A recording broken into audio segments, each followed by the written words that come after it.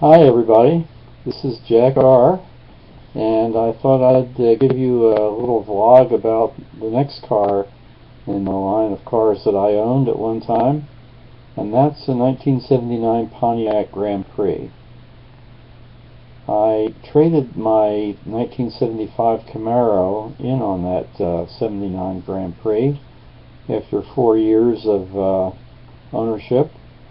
And the Camaro, at the time I traded it, needed a new clutch, but that really wasn't the fault of the car, and I believe it was the fault of the misalignment of the transmission that I had installed, that 4-speed. I mentioned that in my earlier vlog about the 75 Camaro. I shopped around a little bit for this Pontiac Grand Prix. I shopped at the local Chevy dealership, and that dealership was not particularly known for doing great deals, and so I was not too surprised to find out that their price was higher than I thought it should be. So I went over to the new guy in town, the new Pontiac Cadillac dealer. It was a new dealership that was it expanded quite a bit from its previous size, and it occupied one of the premier areas of town for car dealerships. So I thought they probably wanted to give a pretty good deal. They had a lot of cars in their lot, so I'm sure the pressure was on to make sales. So I went and got a deal on a 79 Pontiac Grand Prix, and there were a lot of them on the lot. The dealer thought that I really should be only interested in the V8 model. It was a Pontiac V8, I think a 301 cubic inch engine, but I thought that the smaller engine, the V6, would have been a better deal. It was a 231 cubic inch engine that started off life as a Buick V6, but then was shared with Olds and Pontiac too. Very reliable engine, one of the better engines I think that General Motors ever made. So I said, nah, let's stick with the V6, and had plenty of power for what I wanted, and I wasn't going to drag race the car or anything or see what the top speed was, so that was fine. So I bought the Pontiac V6, and it had a better deal there on that Pontiac than I would have gotten on the Monte Carlo, and the Monte Carlo was a lower priced car, so I was happy with that. Now, after I took possession of the car, it didn't take me long to figure out something wrong with the headlights. These were those 4 rectangular headlights. It was a new deal with car styling at the time. 4 rectangular headlamps, and so I took it back to the dealership and told them that I could see the planets quite well, but I couldn't see the road ahead. So I said, oh, no worries, and they'd take care of it. Well, I got the car back, and it was no different from when I took it in. So I thought, well, I'm not impressed. By the way, this dealership bragged that their new service manager was experienced in the big city, New York City, so he could take care of any service problem that you might have. So I thought, okay, well, they didn't do right by me on this one. Took it back again, and they gave it another pass and did nothing to it. So I thought, this is not working very well. They evidently are not interested in service. It's a brand new car. So at this point, I started to notice a tick, tick, ticking when you turn the fan on. It sounded like something was hitting something else. I suspected that it was the fan itself. The blades were contacting something they shouldn't contact, maybe the housing, and it was causing a problem. So I took that back to the dealer, and their reply was, bring it back when it gets worse. Well, this didn't sit very well with me. But here I was, needed the car, and I thought, well, I can play at this game too. So I decided to turn the fan speed up, and I noticed when I did that, the clicking became more intense, and so we gave that a try. So I let the fan motor on high whenever I was running the car, and did that for a couple days. And sure enough, going down the main street of the town, suddenly everything, the fan stopped, and I noticed some smoke coming out from under the hood. And I thought to myself, pulled over right away and opened the hood and disconnected the wiring plug from the fan housing, and so that stopped the problem from escalating. I'm sure if I hadn't done that, I could have had quite an interesting underhood experience. So at any rate, then I took it back to the dealer, and certainly they had no excuse now for not doing something about it. And they told me, yes, we're going to need a new fan motor, and we're going to have to put that on order. It's going to take a couple days for that to come in. By this time it was getting cool and frosty in the morning, and this is up north. And I told them that 2 days would not be satisfactory. I needed to use this car, and come out in the morning and would have to scrape frost, and you needed a defroster to keep the windshield dry. So I said, you know, you've got an awful lot of cars out there, brand new vehicles with the same fan motor. How about this? Why don't you take one of the fan motors out of one of those new cars and put it in my car? Then when the replacement fan motor comes in, you can replace it in the car you took my fan motor from. And say, well, yeah, I guess we could do that. Again, this is from the service department, who claimed its head had experience in the big city, and of course it never occurred to them that they might be able to do something like that. Had to be an owner's suggestion. So that got taken care of. Now this Pontiac was not a fancy one. This was the lower level Grand Prix, as far as no bucket seats, no. It had regular upholstery, but it was nice looking interior.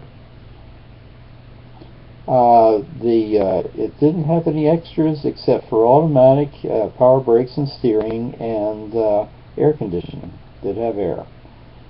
So the next little adventure was about 2 months later. I was traveling on the interstate, and suddenly lost power steering, and the fan belt had become unstrung, and I had to figure out, where is the local Pontiac dealer. I found the Pontiac dealer, and they put another fan belt on. Never had any trouble after that, so I really don't know what happened there. If there was a misalignment, they cleared it up. If it was a bad fan belt, that kind of took care of itself. So at any rate, that was the end of that problem. Overall, I'd have to say the car performed very well mechanically. Nothing ever happened with the engine, and nothing happened with the transmission. Everything was fine. I think I put probably 100,000 miles on the car or so in the 6 years that I had it. I traded it in '85 for a Chrysler Laser 4-cylinder turbo.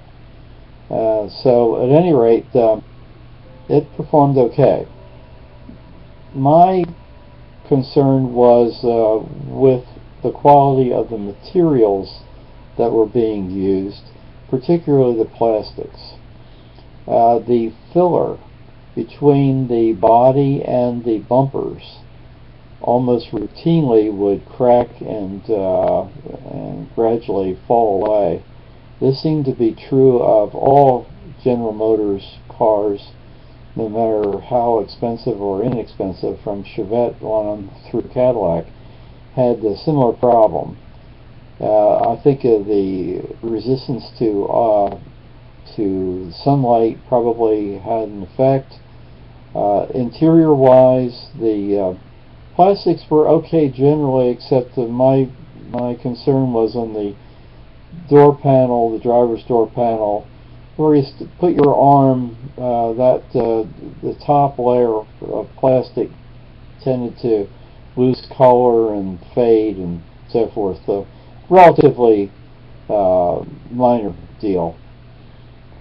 The next little affair with the car was about 3 or 4 months into ownership. The car was parked. I was at a play, and came out of was at the local high school. Came out of the local high school, and somebody had vandalized my car, taken the side view mirror off, and then they took the valve stem extensions and scratched the car. So that's not the fault of the car. That was the fault of some idiots. But at any rate, had to have that repaired. And later on, because of road salt and so forth, I had the whole car painted. I had it painted a very hard paint called Imron, and that had a tendency to chip. So it wasn't perfect, but it certainly was an improvement over what was left of the original paint. The original paint wasn't too bad. It's just that, overall environmental conditions had a tendency to degrade it. Okay, so now the car is still performing okay. Gradually, I lost the air conditioning, and I was here in Florida, and you can't really deal with the car without air conditioning here in Florida. It's just impossible using it on a daily basis. Go to work, it just doesn't work. So that was causing me to think about trading in the car. Also, the switch for the air conditioning had a tendency to not perform properly. The other things, there was a small water leak that happened every once in a while somewhere in the cowl area, which I'm sure would be impossible to locate, and so it was time to trade. So I traded it for a 1985 Chrysler Laser 2-door turbo. It's a hatchback.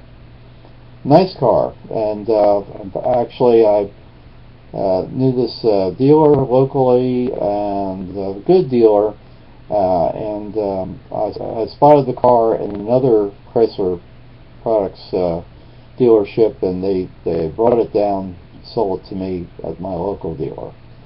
At any rate, it was a good car. But let me tell you a little experience I had. I thought I had traded the '79 Pontiac on the car.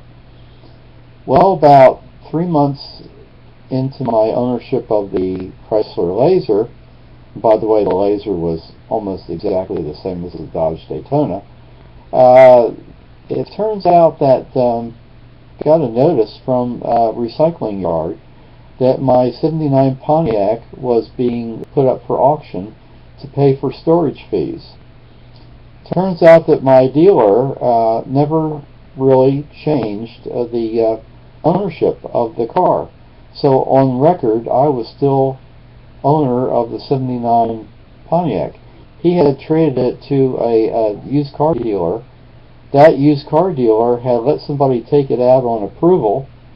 They got into an accident and ran off and abandoned the car, and so it was towed to the local recycling yard, and so I was still a registered owner.